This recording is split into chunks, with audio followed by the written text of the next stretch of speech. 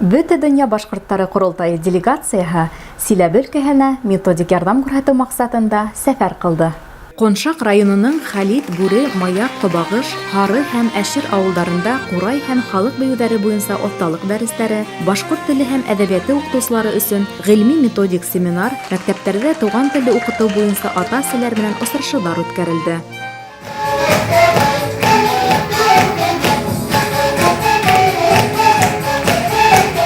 Башкортстан делегацияһы Хабрахман Мансуров етәкләгән Маяк батырлары дип аталган курайсылар төркеменә 3 сәгать эчендә 2 композицияны уйнарга өйрәтте. Профессиональ хореографтар Яйгур фольклор ансамбле кызларына яңа биюләр куйды. Башкорттар улар бигрәк матур халык, телебез дә матур, йырдарыбыз да матур. Курай үзенең нәмә тора ул. Шуның өчен улар үзенең телен белһендәр, гореф-гадәтләрен белһендәр һәм теле юктың иле юк дип әйткәндәр гый. Шул иле булып, яратып яшәһендәр үздәренең туган илен. Рәйсә Күзбәкова башкорт телен һаклап калу турында һөйләнә. Әмма башлыса был проблеманы хәл итү һәр башкорттың үзеннән торуын ходыр өстенә алды. Чөнки яңа мәгариф кануннары буенча туган телне өйрәнү балаларның теләге буенча ата-әсәләр гариза язган вакытта гына тормышка ашырыла. Шул ук вакытта бер мәктәптә бер генә бала ла әсә телен өйрәнергә теләк белдерһә, белем усагы уга барлык мөмкинлекләр тәкъдим итәргә бурычлы.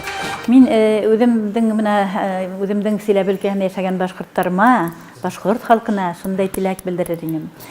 Бына педагогика буенча бик күп хезмәтләр языла. Бүгенге педагогика буенча.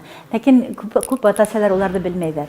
Улар балаларын халык традициялары нигезендә тәрбияләйләр. Үзебезнең гореф-гадәтләр нигезендә тәрбияләйләр. Ә шул гореф-гадәтләр туган тел менән бәйле. Туган телде онытсак, шул халкыбызның меңәр еллар буена тупланган традицияларына ла хыянат итәбез бит. Менә шуны исләреннән чыгармаһындар.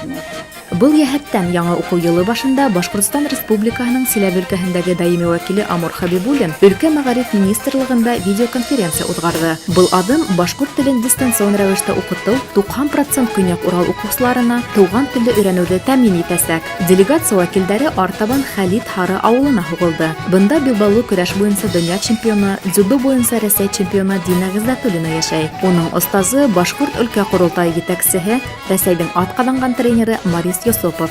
Башкортстанлыларның Силәбе еренә килеп кайтуы ерле башкортлар өчен яңа бер булыш кебек ине. Улар тагыла рухланып калды. Милли өлкәләргә белемнәрен камиллаштырды, сорауларына җавап алды. Артабында бындай сәфәрләр һуңгыһы булмас дип белдерде курултай әгъзалары.